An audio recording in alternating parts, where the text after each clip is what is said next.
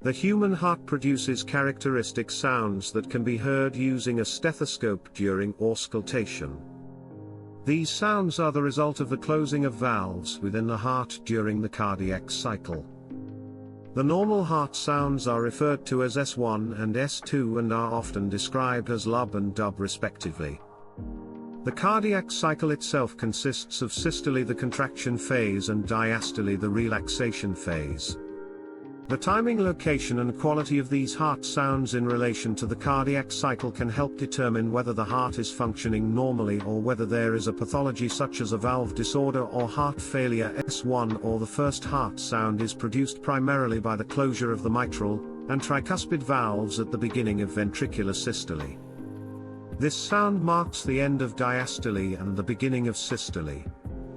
It is usually best heard at the apex of the heart, which is located in the fifth intercostal space at the midclavicular line. S1 is described as a low-pitched sound and is typically longer and louder than S2 when auscultated at the apex. S2 or the second heart sound is caused by the closure of the aortic and pulmonary valves at the end of ventricular systole and the beginning of diastole. It marks the end of systole and the beginning of diastole. S2 is best heard at the base of the heart, specifically at the second intercostal space to the right and left of the sternum. This sound is higher in pitch and shorter in duration than S1. The splitting of S2 can be a normal finding, particularly during inspiration when the closure of the pulmonary valve is slightly delayed compared to the aortic valve due to increased venous return to the right side of the heart. Understanding the difference between S1 and S2 in both timing and location is essential. In a normal heart, S1 coincides with the pulse and follows the QRS complex on the ECG, while S2 follows the T wave. If the rhythm is irregular or the pulse is hard to palpate, these cues can help guide the nurse to determine which sound is which. It is important to remember that S1 marks the beginning of systole and S2 the beginning of diastole. Therefore, any additional sounds heard in between these may represent abnormal heart sounds, such as murmurs. Murmurs are sounds produced by turbulent blood flow through the heart. This can be due to various reasons, including valve stenosis, regurgitation, or abnormal openings between cardiac chambers. Murmurs are classified based on timing during the cardiac cycle, such as systolic, diastolic, or continuous. Systolic murmurs occur between S1 and S2 and are the most commonly heard type. Diastolic murmurs occur between S2 and S1 and are usually pathologic. Continuous murmurs span both systole and diastole and are less common. Systolic murmurs are often associated with conditions like aortic stenosis, mitral regurgitation, tricuspid regurgitation, and ventricular septal defects. In aortic stenosis, the murmur is heard best at the right second intercostal space and typically radiates to the neck. It is a crescendo-decrescendo murmur that gets louder and then softer during systole. In mitral regurgitation, the murmur is holosystolic, meaning it occurs throughout the entirety of systole and is best heard at the apex of the heart, radiating to the axilla. Diastolic murmurs are more concerning as they are often associated with more severe cardiac pathology. These include aortic regurgitation and mitral stenosis. Aortic regurgitation produces a decrescendo diastolic murmur best heard at the left sternal border with the patient sitting up and leaning forward. Mitral stenosis, on the other hand, causes a low-pitched, diastolic rumble best heard at the apex with the patient lying on their left side and using the bell of the stethoscope. Continuous murmurs, such as those heard in a patent ductus arteriosus, are usually described as machine-like and can be heard throughout both phases of the cardiac cycle. These murmurs often require surgical or interventional correction. Apart from murmurs, other abnormal heart sounds may be present, such as S3 and S4. An S3 heart sound, often referred to as a ventricular gallop, occurs just after S2 and may indicate heart failure, particularly in older adults. It is a low-pitched sound best heard at the apex with the bell of the stethoscope. It is thought to be caused by rapid ventricular filling during early diastole and is commonly heard in conditions, such as dilated cardiomyopathy or left ventricular failure. An S4 heart sound, also known as an atrial gallop, occurs just before S1, and is associated with a stiff ventricle often seen in conditions like left ventricular hypertrophy from chronic hypertension or aortic stenosis.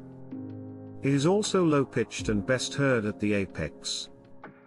The presence of S4 indicates that the artery are contracting forcefully to overcome resistance to ventricular filling. Pericardial friction rubs are another abnormal sound that can be heard and are associated with pericarditis.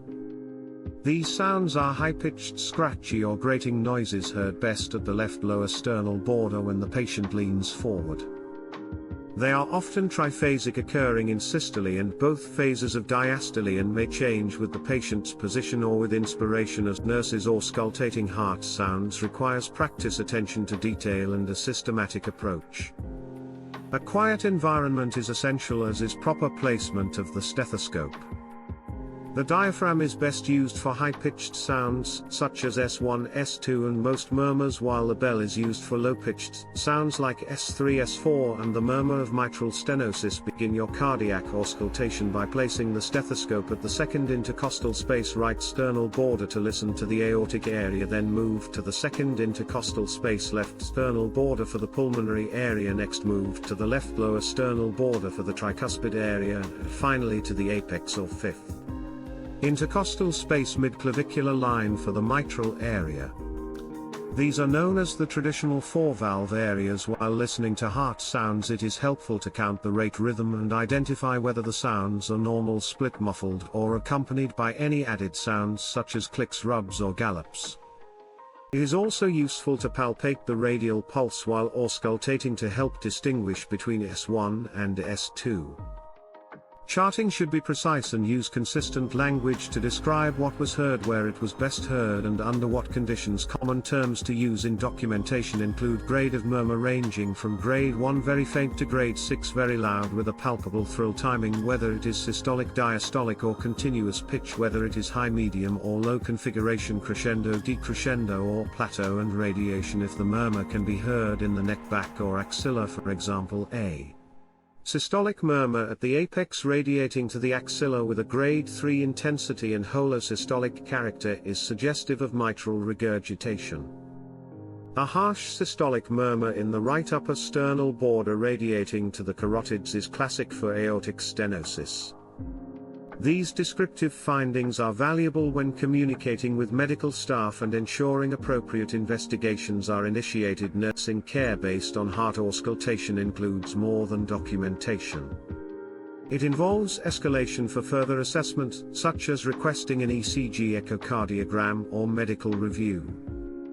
In acute settings, prompt identification of new murmurs, gallops or rubs can lead to early detection of conditions such as heart failure, myocardial infarction, valve disease or pericarditis. In aged care settings, nurses should monitor for subtle signs such as breathlessness, fatigue, or altered mental status which may be linked to deteriorating cardiac function.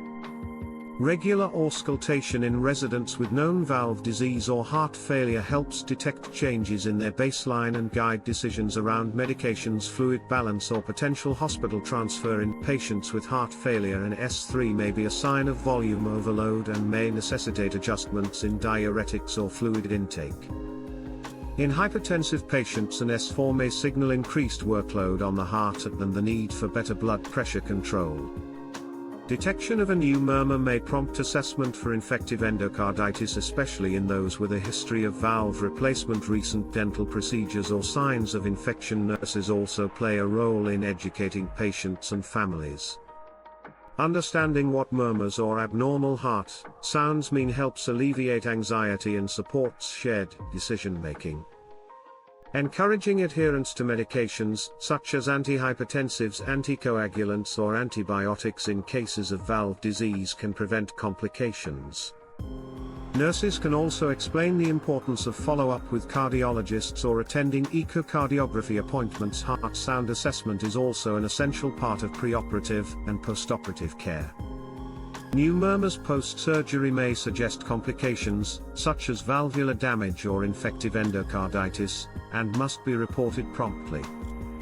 In post-myocardial infarction patients, new murmurs may indicate a papillary muscle rupture or ventricular septal defect, both of which require urgent medical intervention. It is also essential for nurses to consider the impact of positioning on heart sound auscultation.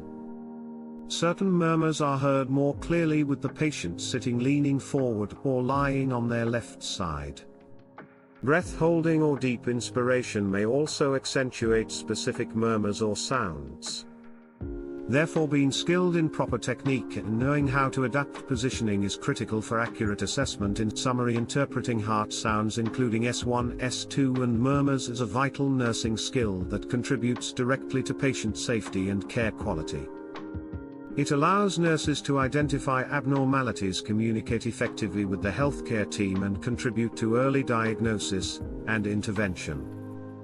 Whether working in aged care, acute hospital settings, or general practice, this knowledge equips nurses to make sound clinical judgments and advocate for the best outcomes for their patients. Thank you for engaging in this session on interpreting heart sounds. Continue to build your clinical listening skills and deepen your understanding of the cardiovascular system through ongoing practice and learning.